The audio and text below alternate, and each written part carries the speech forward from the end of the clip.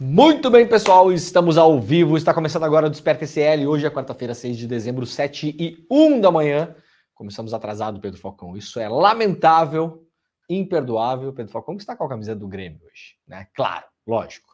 Aliás, Pedro Falcão, eu já falei para você, consegui uma camiseta do Grêmio autografada pelo Luiz Soares. Consegui, quem tem amigos tem tudo, né, Pedro Falcão? Traz aí a camiseta que o homem assina, tá lá a camiseta. Eu acho que tem uma máfia. É a máfia do Grêmio, cara, claro. Aliás, o Grêmio não tinha uma torcida chamada Máfia? Tinha, não? Qual o time que tinha uma torcida chamada Máfia? Tinha. Palmeiras, talvez?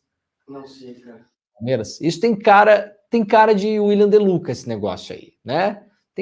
Máfia tem cara de William De Luca. Esse time verde aí de São Paulo, que vai ser campeão brasileiro de novo. Eu tava torcendo tanto pro Botafogo, cara. Ai, cara, o Botafogo jogou o campeonato fora, né? Muito obrigado para todo mundo que já está por aí. Estamos ao vivo, horário de Brasília, 7 horas da manhã. Muito obrigado a quem nos acompanha também em outros países. Vai deixando aí, vai chegando no nosso... Era do Grêmio, não? Achou aí? Não. Daqui a pouco o Pedro Falcão acha pra gente.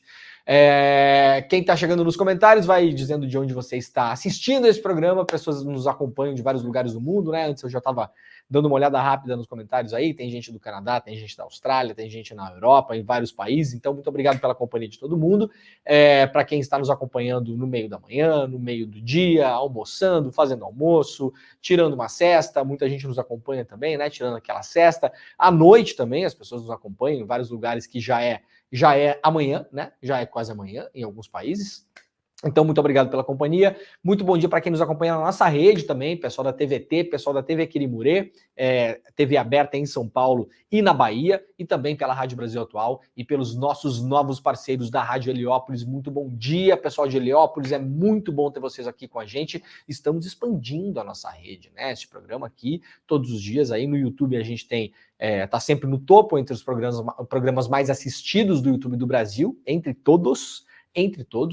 Ontem, por exemplo, pra vocês terem uma ideia, nós fizemos quase 14 mil pessoas, só nos programas, nas redes sociais, né? A gente está ao vivo também no Facebook, no Twitter, na Twitch, vocês podem nos acompanhar em vários lugares, no Instagram também, né? E em vários canais do YouTube, canal do Eduardo Moreira, canal do ICL, canal do Leandro Demore, canal da Rede Brasil Atual, canal da TVT e assim por diante. E claro, temos a nossa audiência espalhada aí pelas ondas do rádio e também pela TV aberta. Então, muito obrigado pela companhia, muito bom dia. Para você que está chegando agora e não conhece este programa é o Desperta ICL, todas as manhãs, às 7 horas da manhã, de segunda a sexta, horário de Brasília. Nós estamos aqui lendo notícia, mas nós não somos uma Alexa humana, né, o Pedro Falcão? Não somos, né? Então a gente lê notícia e também a gente dá o contexto da notícia, o que deixa todo mundo muito mais bem informado aqui também, a gente sai muito mais desperto, né? Tem colega jornalista que não gosta, mas tudo bem, né? Tudo bem. As pessoas não gostam, mas no fundo gosta. Assiste para não gostar também. Quem assiste para não gostar também, muito obrigado, porque você conta na nossa audiência também e é importante pra gente. Se você puder, vai deixando seu like, inscreva-se no canal, ative o sininho, claro, sempre peço todas as manhãs. Se você puder, compartilhe este programa com as pessoas que você ama e também com seu tio bolsominion, porque nada melhor do que irritar um bolsominion, né, o Pedro Falcão? É isso aí. Descobriu de quem é a máfia, o Pedro Falcão? A máfia azul do Cruzeiro. Do Cruzeiro, isso, o Cruzeiro tem a torcida máfia azul, mas eu não sou da máfia. Não sou da máfia. Até nutro uma certa simpatia pelo Cruzeiro, né? Eu só não nutro simpatia, Pedro Falcão, pelo eixo do mal, né? Quem que é o eixo do mal do futebol? Flamengo e Corinthians. Até, ele dizia Internacional. Não, o Internacional... O Internacional tá jogando o campeonato brasileiro? Tá jogando? Não sei, não lembro. Vai ser rebaixado o Internacional? Não vai, né? Não vai. Infelizmente não. Não, mas a minha esposa é colorada, então também não vou. A minha mãe também, então não torceremos para coisas ruins no final de ano delas, porque vai piorar a minha vida também, né? Então deixa tudo certo aí. Muito bem, gente, muito obrigado pela audiência. A gente tem bastante coisa no programa hoje. Vamos começar com algumas notícias Não, vamos fazer o seguinte, Pedro Falcão, vamos começar com vídeos hoje. Ontem, o Silvio Almeida é o nosso rei aqui, né? O Brasil tem o privilégio de ter o Silvio Almeida no ministério. Essa é a grande verdade. Depois que o Silvio Almeida sair, né? Porque todos os ministros saem em algum momento, né? Da carreira. A gente vai lembrar, né? Que a gente tem assim Silvio Almeida e o Mário Farias. Como é que era o nome daquele que era ministro do, né? Olha a diferença, né, gente? Silvio Almeida e Abraham Weintraub, né? Silvio Almeida e o Vélez, aquele outro cara que era ministro da Educação. Silvio Almeida e Ernesto Araújo. Silvio Almeida e Damares Alves. A vida de todo mundo não tá melhor? Hein? A sua vida não tá melhor? Só em ver que tem ali um cara do tamanho do Silvio Almeida? A minha tá muito melhor, por exemplo, né? Já entrevistei o Silvio Almeida, aliás, algumas vezes, 2 ou 3 vezes, né? É uma grande figura, além de ser uma pessoa incrível, um cara muito legal mesmo. Grande parceiro, Silvio Almeida. Ó, ontem o Silvio esteve... Vamos começar com os vídeos, porque os vídeos são realmente muito bons. Ontem o Silvio esteve lá na Comissão de Fiscalização Financeira e Controle, né? O Silvio e o Flávio Dino são 2 ministros que estão, assim, o ano todo, constantemente, perdendo tempo, ou seja, gastando o nosso dinheiro, né? Eu vou fazer uma reclamação aqui ao Silvio Almeida. Silvio Almeida, o senhor está gastando o meu dinheiro, né? O nosso dinheiro, porque o senhor fica indo nessas comissões, né? Os ministros são obrigados a ir. Foram convocados esse ano várias vezes o Silvio Almeida, o Flávio Dino. O Flávio Dino acho que foram umas 15, né? Perdendo tempo respondendo gente inútil, né? Nicolas Chupetinha, Kim Kataguiri, né? Essa gente horrível, né? Mas aí ontem o Silvio esteve em mais uma dessas comissões que eles são convocados. As comissões, elas acabam servindo, nesse caso, como fachada, né? O que o Silvio foi fazer na Comissão de Fiscalização Financeira e Controle? Você imaginar, ele vai lá responder sobre sei lá o quê, a gestão do dinheiro do Ministério dos Direitos Humanos. Não tem nada a ver com isso. Sempre um pretexto para chamar os ministros que são mais fortes do governo Lula. E claro também, essa galera chama o Silvio e o Dino porque eles sabem que são ministros que vão fazer o contraste ali, vão para o embate político. E isso vai gerar cortes na internet. No entanto, os cortes de ontem, o Silvio ontem estava meio pistola. O Silvio é um cara muito tranquilo, já falei com ele várias vezes, né? É um cara muito... o Silvio Almeida tem um garbo, né? É um cara muito bonito, um cara muito... É uma presença. Para quem nunca viu o Silvio Almeida pessoalmente, é uma coisa impressionante, né? Um cara fino, né? Um cara culto, um cara tranquilão, né? Aí ontem, Silvio Almeida estava meio pistola. Então a gente vai mostrar 3 vídeos de Silvio Almeida pistola para a gente começar aqui a nossa quarta-feira um pouco mais animados, né, o Pedro? Como tu falou sobre gerar cortes, então eu vou colocar que ele justamente falou isso aqui falando com o Kim. Kim Kataguiri, vamos lá. O Silvio Almeida responde Kim Kataguiri. Vamos ver o primeiro aí, então. Bora lá. Tome as providências cabíveis, caso contrário, o senhor estará prevaricando. Aliás, eu gostaria de aproveitar esse momento. Eu quero aqui franquear minha solidariedade com o padre Júlio Lancelotti, que tem sido vítima de ataques covardes por parte de um ex-membro do seu grupo. Sobre não ter políticas para vítimas, isso mostra que o senhor não tem o menor conhecimento sobre como funcionam as políticas do Ministério, porque, na verdade, as principais políticas do Ministério são para as vítimas. E reafirmo o que eu disse, o senhor e seu grupo são um dos grandes responsáveis por desestabilizar a política brasileira, a democracia brasileira, eu reafirmo isso. Muito bem, essa resposta do Silvio Almeida ontem para o Kim Kataguiri, né? Obviamente usaram essa audiência ontem para repisar a história da dama do tráfico, né? Viu o jornal O Estado de São Paulo, né? O estrago que vocês fizeram com a porcaria da matéria de vocês, que não tinha matéria, era uma não reportagem, como nós mostramos aqui, a gente desmontou a reportagem no ICL, né? Aliás, foi o ICL que levantou a história de que a reportagem era uma reportagem que não tinha nenhuma consistência, tecnicamente, jornalística. Né? E aí causou todo o alvoroço depois. Foi o nosso trabalho aqui. Aí, claro, que os caras estavam ontem repisando a história da dama do tráfico. Vamos para a segunda resposta? Tem mais uma resposta aí, Pedro. Vamos lá. O pedido de impeachment que alguns deputados protocolizaram contra mim com o curioso título, no mínimo curioso, título de denúncia. Trata-se de um pedido que é absolutamente constrangedor, senhoras e senhores. Mas não é constrangedor para mim. É constrangedor para quem o escreveu e para quem o assinou. Até recomendo que quem o assinou sem ler, quer falar com muito respeito, que reveja sua decisão de subscrever o documento, porque ele é simplesmente vergonhoso. Uma peça jurídica, desculpe-me dizer, de quinta categoria, e que se fosse uma prova da OAB, a pessoa que o fez não passaria na prova da OAB, porque se sabe muito bem que o endereçamento errado na prova da OAB gera a reprovação. Queria avisar aos deputados que assinaram que erraram o destinatário. Quem julga crime de responsabilidade que não é conexo ao imputado ao presidente da República não é o Congresso Nacional, mas é o Supremo Tribunal Federal. Essa hipótese está expressamente regulada, senhoras e senhores, pelo artigo 102, inciso 1, a linha C da Constituição. Mas quem escreveu isso aqui faltou essa aula, infelizmente. Portanto, isso aqui não deveria ter sido destinado ao presidente Arthur Lira, que já deve estar cheio de trabalho para fazer. Quando você pensa que a peça vai determinar qual ato supostamente praticado ou ordenado, a peça se acaba. Ela simplesmente se encerra sem descrever qual o crime de responsabilidade que teria sido supostamente praticado. Então, senhoras e senhores, essa é a qualidade desse documento, que, como eu já disse, sequer foi encaminhado ao lugar correto. Ai, muito bom, né? Rodou na prova da UB, né, o Pedro Falcão? O cara que fez o negócio. Mas a gente sabe que essa gente não tá fazendo isso. É brinks, é de brinks, entendeu? Votou no Kim Kataguiri, tá aí, seu voto está usado para isso.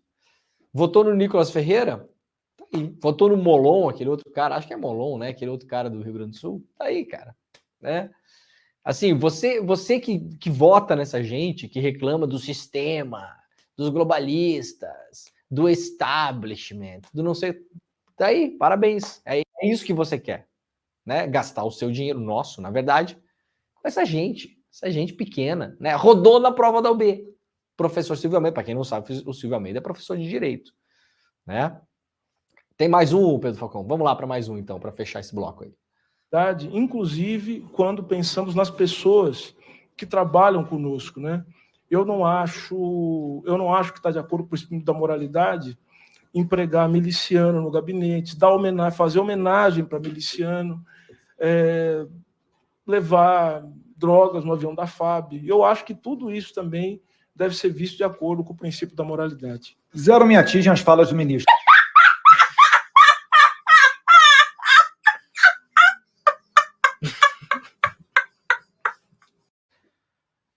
Isso aí ele estava respondendo o Eduardo Bolsonaro, né? Que falou que o Silvio Almeida, não sei o quê, o princípio da moralidade, porque a dama do tráfico, porque não sei quem, porque biriri, tá aí, né?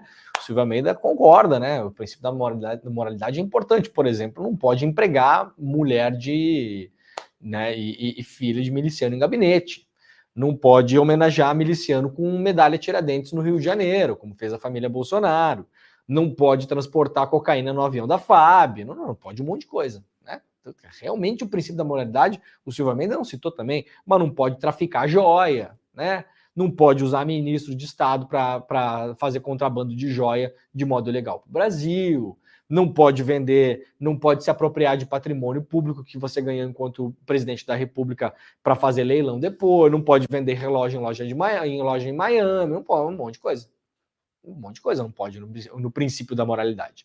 Não pode postar vídeo golpista depois do 8 de janeiro, que aliás a gente vai falar sobre isso daqui a pouquinho, né? O Eduardo Bolsonaro ficou nervosinho depois dessa, né? Falou, nada que o ministro fale me atinge. A sua fala não me atinge. Atinge sim. A gente sabe que atinge. É aquele memezinho do cara com a máscara, segurando a máscara e por baixo tá chorando, né? Tá chorando, Eduardo Bolsonaro, que a hora de vocês vai chegar.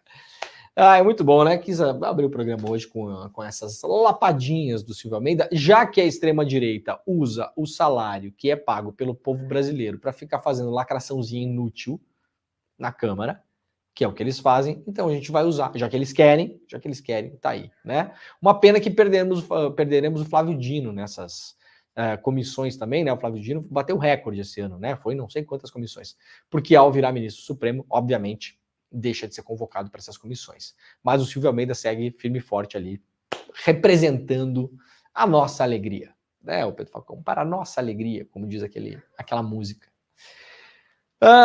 Muito bem. Vamos nós, então? Então, simbora.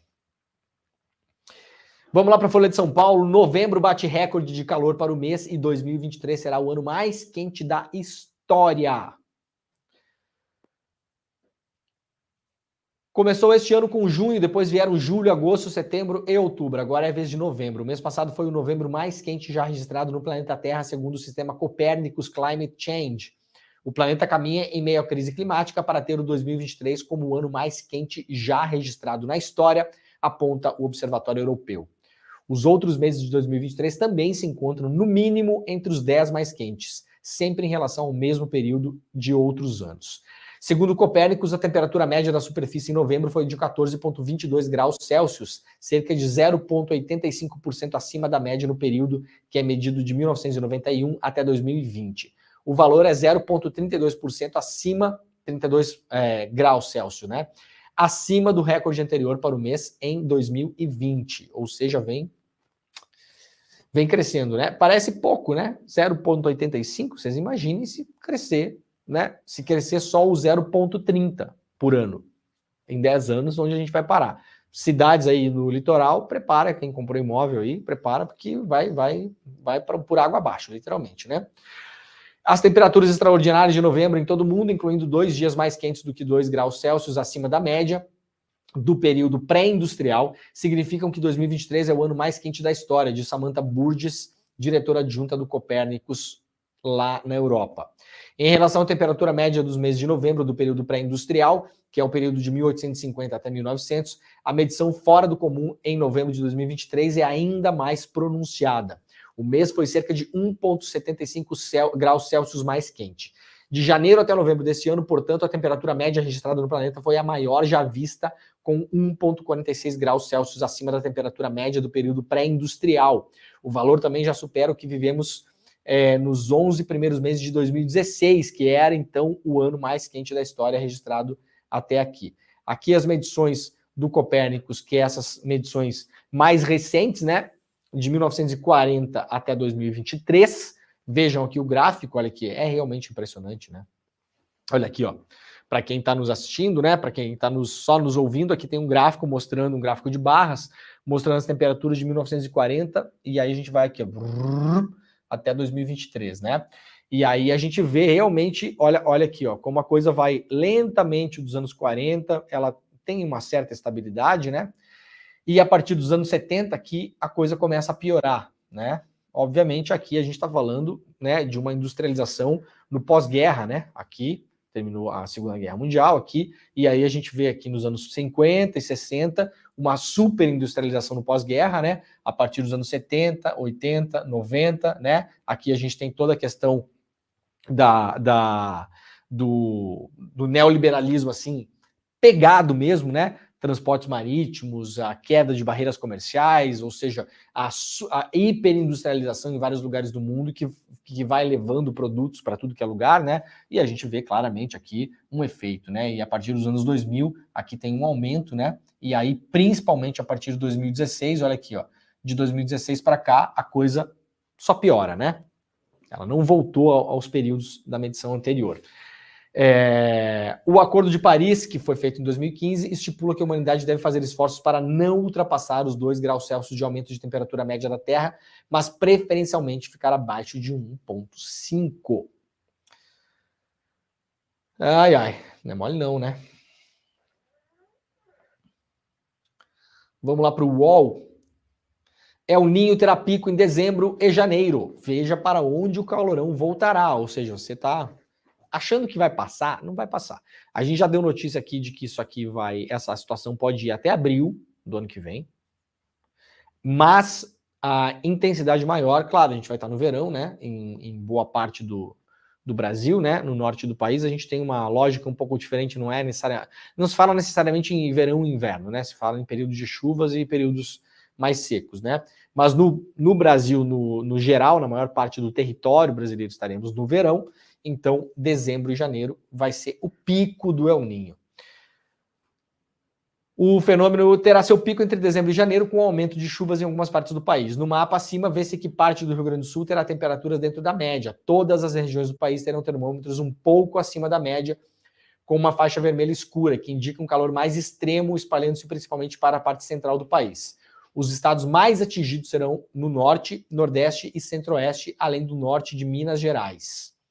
Aqui o mapa, então, ó, para quem está nos assistindo, né? Essa região em vermelho, que vai aqui pega uma parte grande da Amazônia Legal e vai para o oeste, né? Centro-Oeste, oeste do país, é onde o calor vai pegar mais forte, tá bom? Para quem quiser ver, tem mais informações lá no site do UOL. Nessa notícia que eles publicaram hoje pela manhã, tem as regiões detalhadas lá para você ficar ligado e ficar ligada no que pode acontecer em dezembro e janeiro. Humanidade vive ameaça sem precedentes com pontos de não retorno disparados por crise do clima. A humanidade enfrenta um risco sem precedentes de atingir pontos de inflexão que podem desencadear um efeito dominó de catástrofes planetárias irreversíveis, adverte um relatório científico divulgado nesta terça-feira, portanto ontem. A divulgação ocorreu durante a COP28, a cúpula da ONU para a mudança climática, em Dubai, em um ano que está quebrando recordes de temperatura mensalmente e segue para ser o ano mais quente da história. O relatório aponta 26 pontos de não retorno identificados a partir de evidências de mudanças, registros observacionais e modelos computacionais.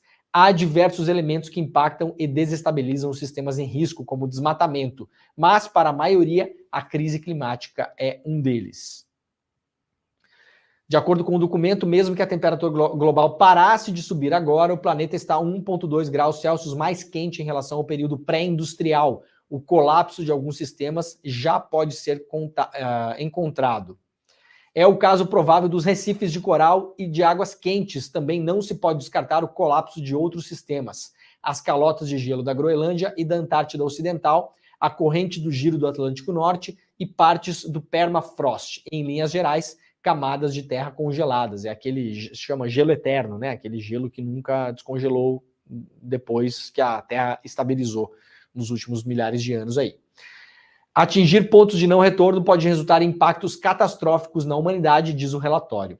A escalada da desestabilização do sistema terrestre ameaça perturbar a coesão social, aumentar os distúrbios mentais e amplificar a radicalização e a polarização. Isso tem o potencial de intensificar conflitos violentos, deslocamentos em massa e instabilidade financeira, aponta o relatório. Tim Lanton, o especialista em sistemas terrestres da Universidade de Exeter, que liderou o relatório, disse à agência de notícias AFP que esses pontos de inflexão representam uma ameaça para a humanidade de uma magnitude sem precedentes. O estudo também detalha uma série de pontos que poderiam inclinar a balança para um outro lado, como o desenvolvimento de veículos elétricos, energias renováveis e a adoção de dietas vegetarianas. Isso aqui é mais ou menos o que o estudo diz, o que poderia ser feito daqui para frente, né? Há uma série de complicadores nisso aí também, tá? Eu não sou muito otimista em relação a veículo elétrico. Bom, tudo bem, claro, no longo prazo é interessante, mas vamos lembrar que as baterias, elas usam íon, lítio, cádmio, cobre, um monte de coisa que depende de mineração. Então não é que é um negócio que a bateria ela surge, né? Porque apareceu um anjinho e jogou uma bateria na Terra. Não, as baterias elas causam depredação da natureza também. Então nós temos uma série de coisas que podem resolver o problema dos combustíveis fósseis, mas ao mesmo tempo criam outros problemas, né? A gente está de fato pensando aí numa contenção de danos, né? Energias renováveis também, né? Muitas delas são problemáticas também, a maneira como elas são instaladas. As turbinas eólicas causam vários problemas ambientais também em determinadas regiões. E então, assim, não tem resposta fácil para isso não, tá, gente?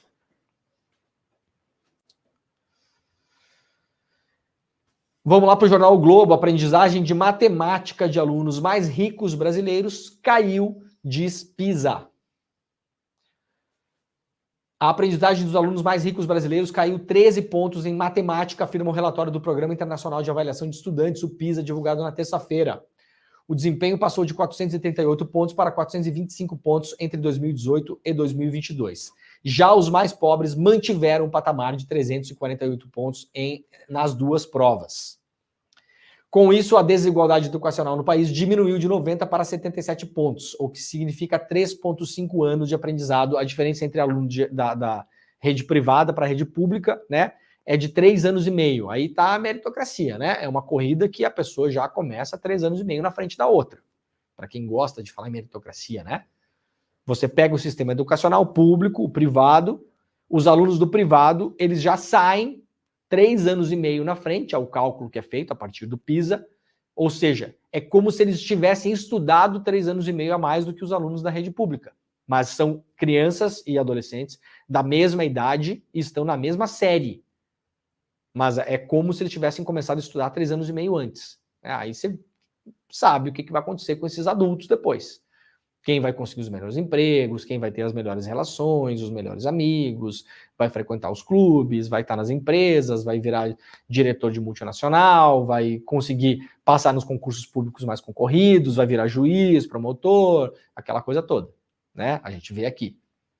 Agora, a desigualdade diminuiu, mas diminuiu de um jeito ruim, porque os alunos da rede privada pioraram a pontuação. De acordo com a OCDE, essa diferença não se alterou, né, de 48 e 68 participantes, entre 48 dos 68 participantes com dados disponíveis dos outros países.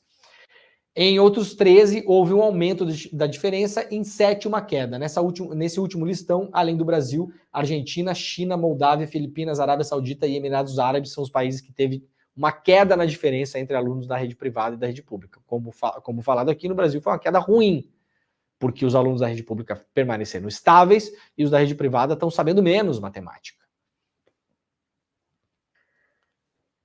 O Brasil é um dos piores países do ranking, aliás, né? Mais um ano. Essa é a medição durante o governo Bolsonaro, pra vocês saberem, tá? 2018 até 2022. Vamos lá para a Folha de São Paulo. Proporção de negros assassinados no Brasil é a maior em 11 anos.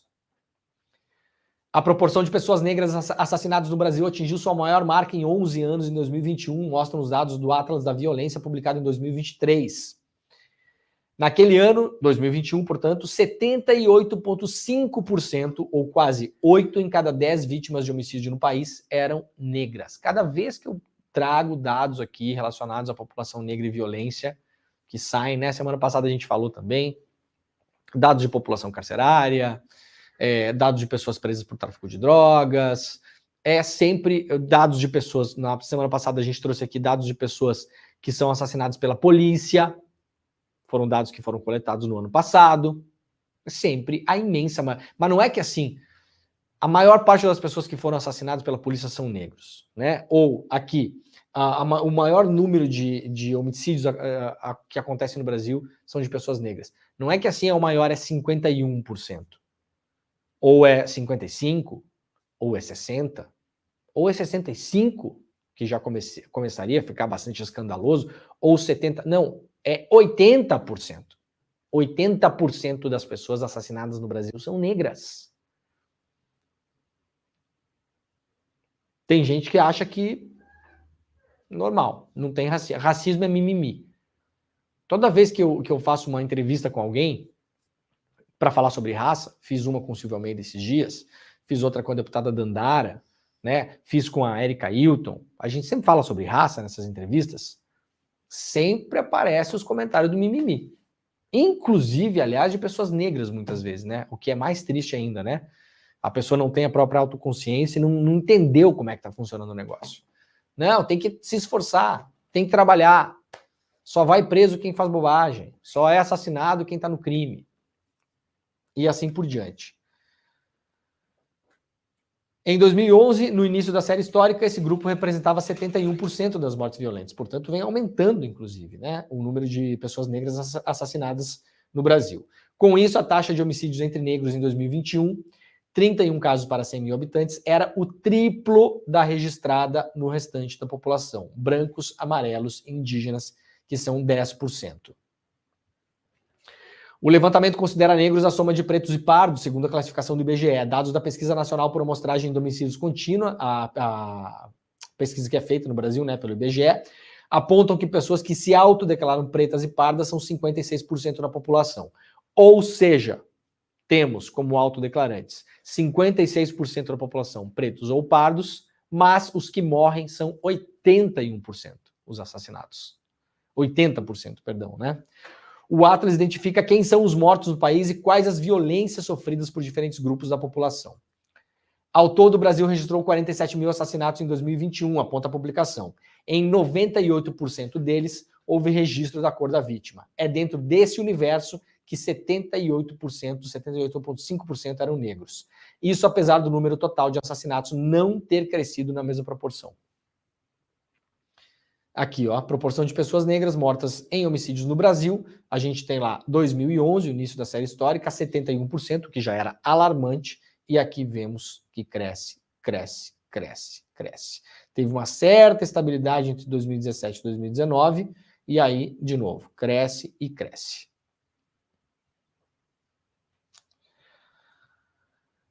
Vamos lá para o site do ICL Notícias, iclnoticias.com.br. Prefeitura de Maceió sabia do risco de colapso das minas da Braskem e não avisou.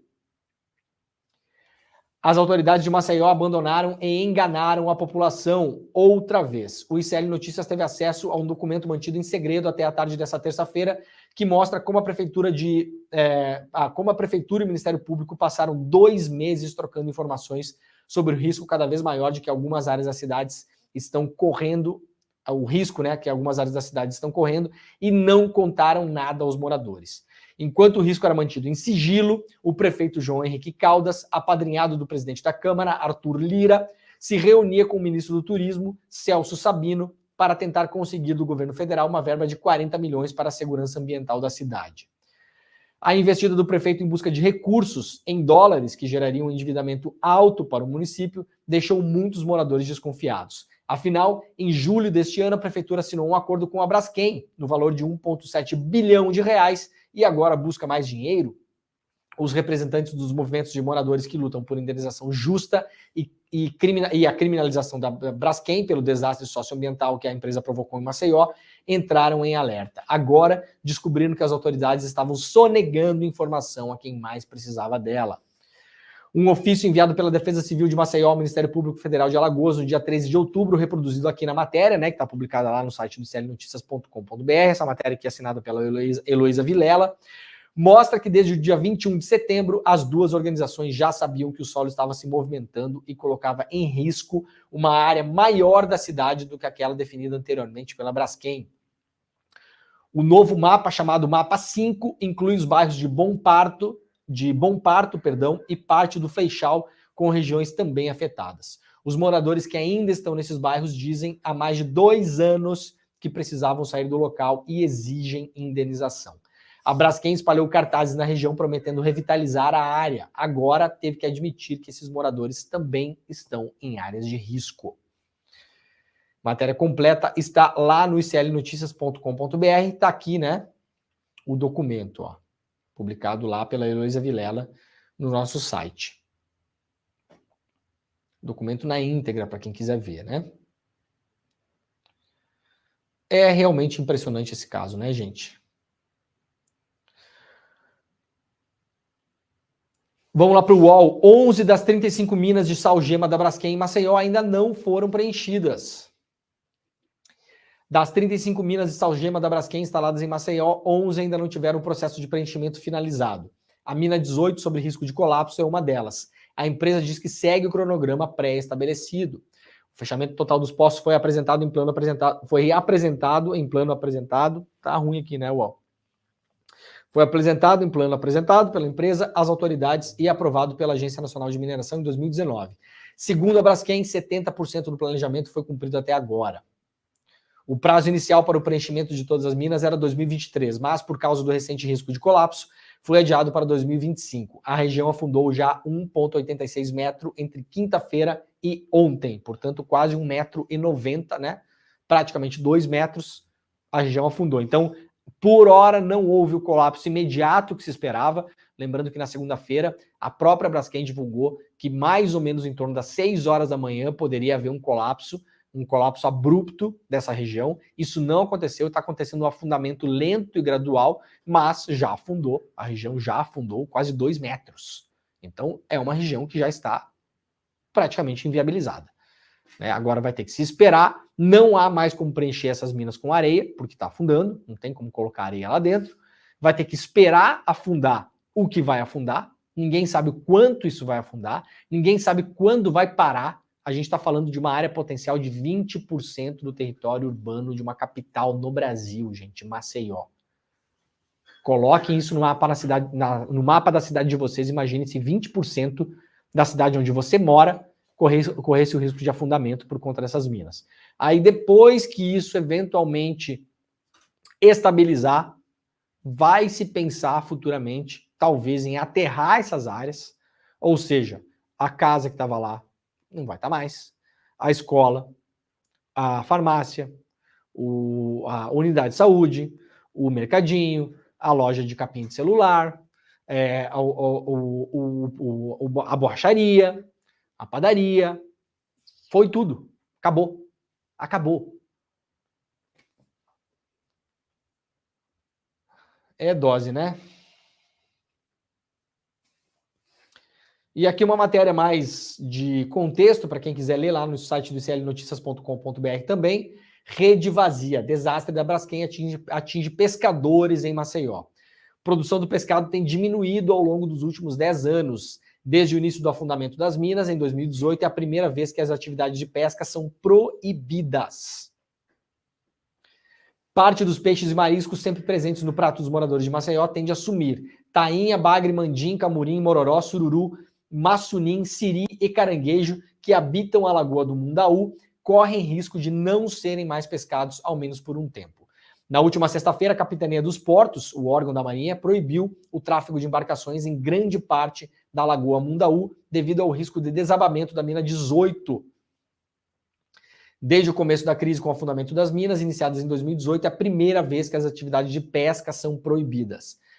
A situação trouxe desespero para ao menos 500 pescadores da região que já vinham sofrendo com o assoreamento da lagoa e a poluição. Mauro Santos, presidente da colônia de pescadores da Zona 4, que circula a área isolada pela exploração da Braskem, fala que a produção do pescado vem diminuindo nos últimos 10 anos.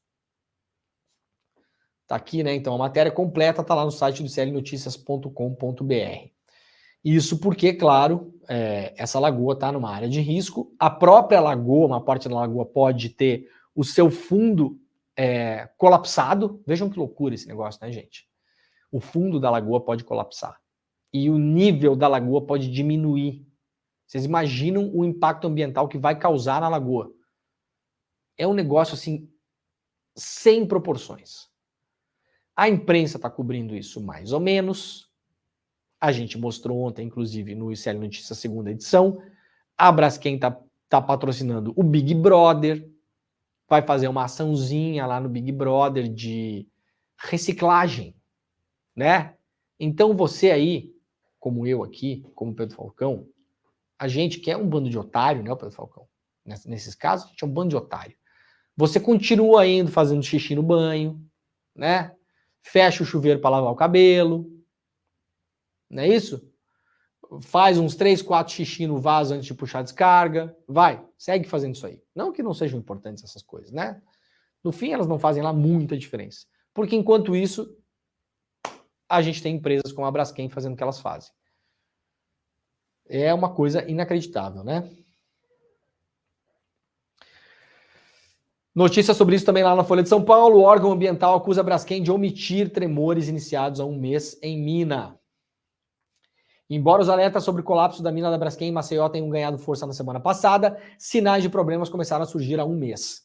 Para o Instituto do Meio Ambiente de Alagoas, a empresa petroquímica omitiu informações e por isso foi multada em R$2 milhões. R$2 milhões e para a Braskem é tipo a gente pegar no chão aquela moeda que está colada num chiclete na calçada, tá? Para vocês terem uma ideia.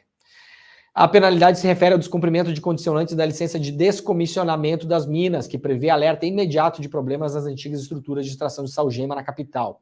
Segundo o IMA, que é o Instituto de Meio Ambiente das Alagoas, né? A análise previa o preenchimento da mina 18 no dia 7 de novembro, detectou a obstrução na sua cavidade. A Braskem informou em nota que a afirmação é inverídica. Foram feitas comunicações imediatas aos órgãos competentes, inclusive ao IMA, a respeito das alterações captadas nos dados da rede de monitoramento, bem como as medidas de segurança adotadas pela companhia. De acordo com o meteorologista e coordenador do Centro de Monitoramento da Defesa Civil de Maceió, Hugo Carvalho, os primeiros sinais dos problemas da mina 18 surgiram no dia 6 de novembro, como sismos, né, tremores de terra, de magnitude 1,5 grau na escala Richter. Eu já falei essa semana. Quem quiser mandar documentos da Braskem para mim, pode mandar. Pode mandar. Porque eu tenho certeza, eu não posso afirmar, isso não é um fato, isso é uma certeza que eu tenho, minha, né? Que a Braskem sabia de muito mais coisa e isso está registrado em documentos internos da empresa. Eu tenho certeza. Por que eu tenho certeza? Porque é assim que é. Falei ontem, eu estava participando do ICL Notícias segunda edição, com a Gabi Varela e com o Chico Pinheiro. Eu comentei com os colegas, né? A gente está fazendo esse negócio há tanto tempo. Assim, tem vezes que perde até a graça, sinceramente. Eu amo o que eu faço, né? Não acho que nunca não tem graça fazer o que eu faço. Agora, tem vezes que perde a graça. Você vê polícia indo para o Guarujá para se vingar do assassinato de um policial. Eu sou capaz de falar que daqui a 5 dias vai ter 30 corpos empilhados. E que o nome disso é chacina. E que isso é feito por vingança. E que pessoas inocentes vão ser assassinadas. E que a polícia se transforma no esquadrão da morte. Ai, você está exagerando, tá falando antes de acontecer. É assim que é. Em casos de crime ambiental, como nesse caso da Braskem, é assim que é. Essas empresas sabem o que está acontecendo. Não pensem vocês que a Braskem foi pega de surpresa. Eu sou capaz de apostar, aqui em abstrato, não estou acusando a Braskem de absolutamente nada, para além do que ela deve ser culpabilizada em relação a isso. Eu sou capaz de apostar, inclusive, que em casos abstratos, não é o caso da Braskem, já sabia-se do risco e continuaram a usar as minas com risco calculado. Porque bota no papel, né, gente? Quanto vale uma vida? Quanto vale uma vida de uma pessoa que está embaixo de uma mina? Essa vida tem valor? Tem preço? Tem preço. Quanto vale a vida de um passageiro que está num avião hoje, nesse exato momento? Está andando de avião. Vocês acham que não tem preço aquela vida? Claro que ela tem preço. O sistema de controle, de frenagem, não sei o que, ele poderia ser melhor no avião? Poderia, mas ele ia custar muito mais caro. Então, ele não vale a pena. Claro que tem preço. O sistema X de controle, não sei o que, o radar do aeroportozinho lá, não sei de onde, não poderia ser melhor? Esse que tem, funciona? Funciona. Tá bom? Tá bom. Tem risco? Tem um risco maior. Se fosse o outro radar tal, seria melhor. Teria menos risco. Mas quanto custa? É muito caro. Então tem preço. A vida tem um preço no sistema que a gente vive. Vocês acham que a Braskem já não sabia desse negócio há muito tempo? Há muito tempo. E ficou operando ainda durante muito tempo no risco calculado? Eu sou capaz de apostar que sabia.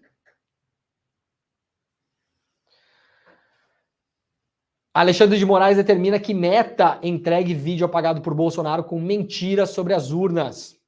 O ministro Alexandre de Moraes, do STF, determinou que a Meta, empresa dona do Facebook, entregue um vídeo publicado na noite de 10 de janeiro nas redes sociais do ex-presidente Jair Bolsonaro e que uma outra pessoa, questiona as urnas eletrônicas e difunde notícias falsas sobre as eleições. O vídeo foi apagado por Bolsonaro pouco tempo depois da publicação.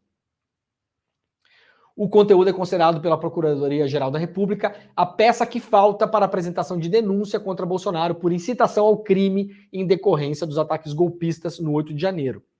O Bolsonaro ele é investigado por conta do 8 de janeiro. Ele é um dos incitadores, né? O principal deles, evidente. O 8 de janeiro não surgiu por combustão espontânea. Ele veio de algum lugar. Incitado por várias personalidades, inclusive pelo Bolsonaro, principalmente. A PGR ainda não apresentou a denúncia contra o Bolsonaro porque ela está esperando esse tal desse vídeo. Esse vídeo o Bolsonaro postou no dia 10, a tentativa de golpe de Estado foi no dia 8, né? Então, aconteceu tudo aquilo que aconteceu e 2 dias depois o Bolsonaro foi lá e postou mais um vídeo falando de urna eletrônica e espalhando notícia falsa sobre o sistema eleitoral. E aí, apagou depois. Porque sentiu, né? Teve uma repercussão imediata, estava todo mundo lá no pós-choque do 8 de janeiro, teve uma repercussão imediata, e aí o Bolsonaro foi lá e apagou o vídeo. Agora a PGR está tentando conseguir com o Facebook. Vou lá eu falar de novo. Como nós não temos regulação das redes sociais do Brasil, isso aí cai num limbo jurídico. o Facebook faz o que quer, ou seja, neste exato momento o Facebook está atrapalhando a democracia brasileira, para não variar, pela milésima vez, porque não entrega para a PGR o vídeo. Qual a dificuldade do Facebook pegar um vídeo que está lá no sistema deles, registrado, obviamente, e entregar os dados para a PGR? Aí teve que o STF, um ministro do Supremo, parar para tirar um tempo para despachar, para obrigar a empresa a entregar. Se nós tivéssemos aprovado o PL 2630, que ficou conhecido como PL das fake news, que na verdade sobre fake news ali tinha um artigo só, não era um PL das fake news, a nomenclatura estava errada, inclusive, era ruim. Era um PL para regular as empresas de tecnologia e de redes sociais no Brasil. Muita gente fez força para que isso não passasse, inclusive pessoas da esquerda, mal informadas ou por interesse financeiro. E aí agora o Facebook não entrega. Mas por que eles iriam acusar o Bolsonaro sendo que ele postou o vídeo depois do dia 10 e o aconteceu dia 8? Não tem provas anteriores? Tem provas anteriores. Porque se ele fez muita coisa antes, então daí sim ele poderia ser acusado de Não, tentar, né? tem um monte de provas anteriores, mas esse vídeo é importante para dizer o seguinte: mesmo depois do 8 de janeiro, o senhor continuou fazendo o que o senhor estava fazendo. Né? Então, porque o Bolsonaro poderia alegar na defesa dele. Não, mas eu não estava pedindo golpe de Estado. E aí, quando aconteceu o 8 de janeiro, eu me assustei e botei o pé no freio. Não, ele continuou fazendo o que ele estava fazendo antes. Por isso que esse vídeo é fundamental. Porque ele bloqueia a defesa do Bolsonaro no sentido de falar, não, mas não era isso que eu queria fazer. Mas daí os caras se passaram, foram lá, mas eu não concordo. Inclusive, eu fui na minha rede social e postei um vídeo que eu não concordava. Não, pelo contrário, o Bolsonaro foi lá e postou outro vídeo. Entendeu? Tipo um reforço. É um reforço da tese, exatamente. O STF determinou a empresa, né, a Meta do Facebook, que disponibilize o conteúdo em 48 horas, portanto isso foi ontem, então até sexta-feira a gente vai ver se cumpriu a medida ou não, sob pena de multa diária no valor de R$100 mil, multa irrisória em relação ao faturamento do Facebook no Brasil. Deveria ser R$100 mil por hora. Por hora. Fácil. Eu não estou exagerando. Não estou exagerando mesmo.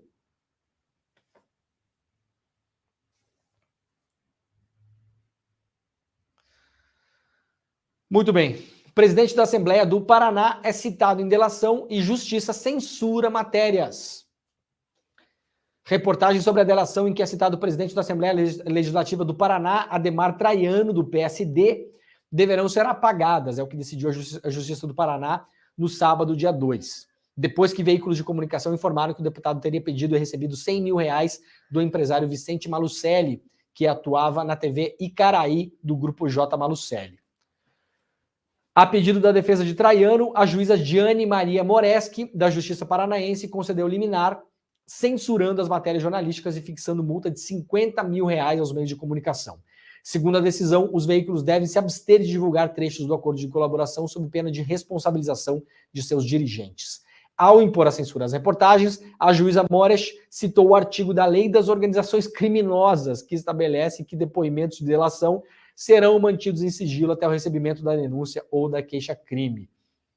Não há que se falar em censura, diz a juíza, ou violação à liberdade de imprensa, até porque referida informação foi divulgada ilicitamente e, inclusive, pelo que consta dos autos, está sendo ou será objeto de investigação. Uma parte da delação ficou conhecida na sexta-feira, quando o deputado estadual Renato Freitas fez suas alegações finais no âmbito de um processo na Casa Legislativa, em que é acusado de quebra de decoro parlamentar. Pela milésima vez tentarão caçar o Renato Freitas. Aviso aos navegantes: vocês não só não conseguirão, como vão deixar o Renato Freitas ainda mais forte e ainda maior. E se precisar, a gente faz uma outra vaquinha e recolhe mais R$1 milhão para o Renato Freitas aqui. É mais isso ainda. Vocês sabem, né? Para quem acompanha o programa sabe. Quem não viu isso, quem estava de férias ou não acompanha o programa, aqui no ICL a gente fez uma vaquinha para o Renato Freitas. O Renato Freitas tem uma obra social lá em Curitiba para pessoas em situações de rua. Tem aula de yoga, tem reforço escolar, tem comida, tem chuveiro quente, tem apoio psicológico, né? Coisa que a prefeitura não... Coisa que esses vereadorzinhos aí de Curitiba que querem caçar o Renato Freitas não fazem, né? Coisa que esses vereadorzinhos aí de meia tigela não fazem, o Renato Freitas faz. Aí esse pessoal tem inveja do Renato, porque o Renato é um cara inteligente, articulado, calmo, o Renato é um cara zen, o Renato é um cara bonitão, tem mais isso ainda que essa gente não suporta, né? Um bando de velho feio lá na Assembleia, né, o Pedro Falcão? Esse velho barrigudo, né? Um bando de velho barrigudo não suporta ver o cara. O Renato é um cara bonitão, né? Cabelão bonitão, boa pinta, gente boa, um cara tranquilão, inteligente pra caramba. Os caras não suportam o Renato Freitas.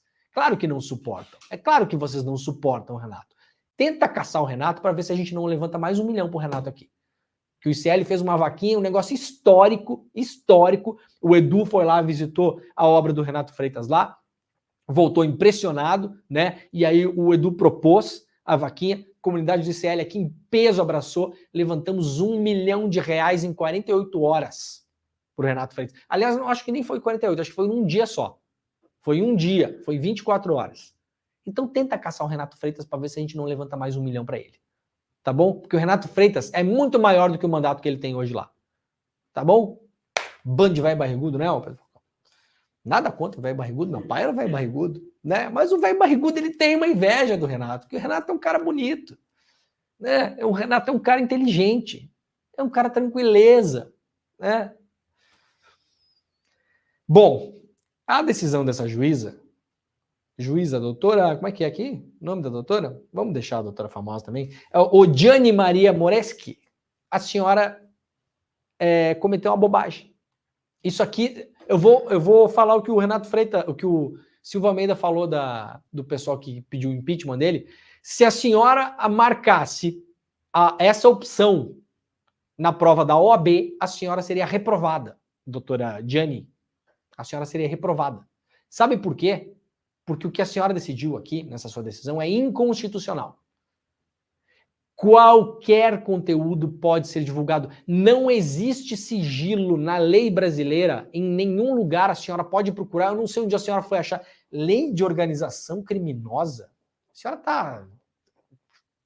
Seria reprovada na OAB mole. Seria reprovada e seria, inclusive, chacota na OAB se a senhora botasse isso aqui, tá? Lei de organizações criminosas. A imprensa tem o direito de publicar qualquer informação. E, claro, responder por ela depois se for uma informação injuriosa e caluniosa e difamatória. Eu não estou dizendo que a imprensa fica impune quando publicar bobagem. Agora, não existe sigilo para a imprensa. Quem tem dever de sigilo é o funcionário público, que tem o dever que tem como dever do cargo manter o sigilo. Então, se eventualmente um funcionário público vazou esse documento, que não foi o caso, porque isso aqui foi falado pelo Renato Freitas na defesa dele, tornou-se público, já é sabido, não tem como saber. Agora, um funcionário público que tem o dever, por exemplo, um policial federal, que vaza uma operação da PF para um investigado, para um advogado ou para a imprensa que seja, incorre sim em quebra de dever de sigilo, dever funcional. Agora, a imprensa não. Não existe dever de sigilo para a imprensa, doutora. A senhora está mal informada e ficaremos por aqui para evitar complicações. A senhora está mal informada. A partir do momento em que uma informação, seja ela sigilosa no grau 200.000, não importa. Se cair na mão do jornalista um sigilo de Estado, do governo dos Estados Unidos, no grau mais sigiloso do planeta Terra, sobre a descoberta de não sei o quê, não interessa. Não existe sigilo para publicação em matérias na imprensa. A senhora inventou uma ficção nessa sua peça aqui, nessa sua decisão. Espero que a decisão seja derrubada nos tribunais superiores. Eu acho que vai. Porque vai ser difícil encontrar um outro juiz que teria capacidade de reprovar na prova da OAB como a senhora reprovaria nesse caso. Muito bem. Mando um abraço aqui para o pessoal do Plural Jornalismo, que é um site que tem no Paraná, que é o site que publicou a maior parte dessa documentação, né? E foram censurados também. Então fica aqui a minha solidariedade ao pessoal do Plural. Muito bem, gente, olha, última notícia importante do programa hoje, a Alesp vota hoje o projeto de privatização da Sabesp. Vai à votação hoje, para quem quiser, tem mais detalhes lá no site do UOL, isso aqui está na capa do UOL hoje, para você saber o que é que vai acontecer, e eu peço que vocês, se tiverem tempo, deem uma olhada no site da BBC News Brasil, bbc.com, coloca no Google aí, / português, né? Mas se você colocar BBC Brasil no buscador, você vai achar na capa da BBC Brasil hoje, BBC News Brasil hoje, tem lá uma matéria sobre a Sabesp, os problemas com privatização que levaram cidades a reestatizar o sistema de água. Várias cidades do mundo privatizaram o sistema de água, cidades da Europa, dos países que essa galera toda aí, né? E decidiram reestatizar. Vai lá para a BBC News para entender por quê. E aí mais uma muito rapidamente aqui, é o seguinte, ó. Só para a gente dar um contexto. O STF derrubou em uma votação o vínculo de motorista de aplicativo que dava aos motoristas inicialmente acesso a alguns benefícios trabalhistas. O cara que dirige Uber e tal, não sei o quê, teria alguns benefícios trabalhistas. O Tribunal do Trabalho decidiu que seria assim e o STF foi lá e derrubou. Isso é bastante comum no STF, como eu já vou mostrar rapidamente aqui antes de acabar o programa, né? Derrubou essa decisão, ou seja, os aplicativos não têm a obrigação de criar vínculo trabalhista com os motoristas, e você fala, mas isso aí é o livre mercado, tá certo, Leandro, tá certo, então vamos lá para a cidade comunista de Nova York, como é que é? Como que funciona lá na cidade comunista de Nova York, que fica em Cuba, vocês sabem, né? Fica na China, Nova York, né? Olha aqui a decisão que aconteceu em Nova York. Uber e Lyft pagarão 328 milhões de dólares para encerrar queixas trabalhistas em Nova York. Foi uma decisão da Procuradoria. Burlaram o sistema de pagamento de motoristas, pagaram essa grana para encerrar o caso. Os motoristas também terão um valor mínimo por hora garantido em Nova York e licença médica remunerada. O motorista de Uber em Nova York que fica doente, fica parado em casa, o Uber tem que pagar a licença médica para o motorista. Lá em Nova York, capital de Cuba, né? Comunista, como todo mundo sabe, né?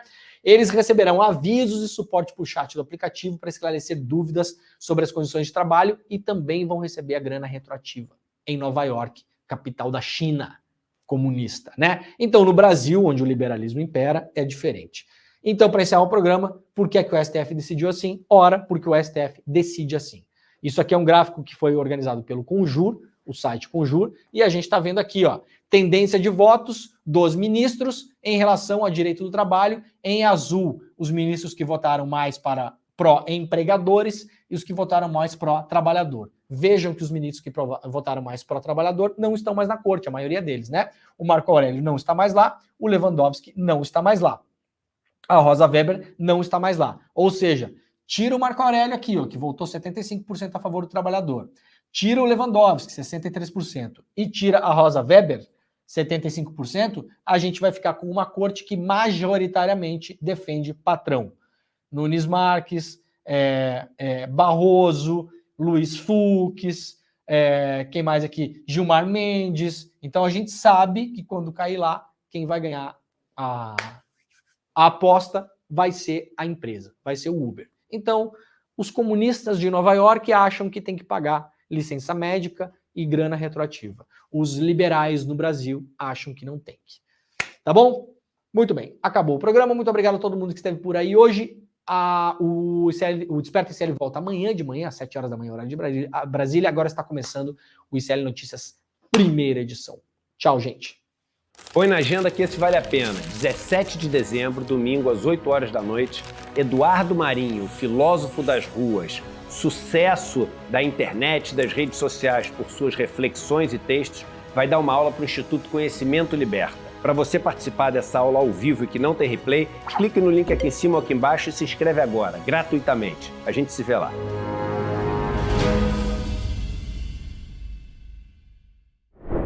Olá pessoal, meu nome é Deni, eu sou a professora do curso de Hatha Yoga e eu vim aqui para falar um pouquinho sobre o nosso curso, todos os benefícios da prática. Então a gente tem benefícios tanto no corpo físico, se você tem alguma dor, alguma doença, venha que você vai se sentir bem, processo de transformação vai assim lentamente, mas vai aliviando as suas dores. Ou se você está passando por alguma dificuldade, né, mental, um trabalho mais do emocional, como ansiedade ou depressão, a prática alivia os sintomas. Então, acessem aqui e participem do curso. Hallo zusammen, meu nome é Júlia Barreiro, eu sou professora de idiomas aqui do CL, sou formada em letras pela USP e tenho mais de 20 anos de experiência dando aula de inglês, alemão e também de português para estrangeiros. Nesse curso de A2 vocês vão avançar no ensino de alemão de vocês, aprender outras estruturas gramaticais, evoluir muito em termos de vocabulário e habilidade de leitura, de escrita e habilidade oral também. O curso de alemão aqui do CL está dentro do pilar profissional. Aqui a gente oferece cursos do pilar espiritual, onde vocês podem fazer, por exemplo, aulas de meditação, de yoga. No pilar cultural, onde vocês podem aprender sobre história, música, cultura. E o pilar profissional, onde vocês podem, entre outras coisas, aprender alemão ou outras muitas línguas que a gente oferece aqui. Então se junte a nós nessa comunidade que só está crescendo.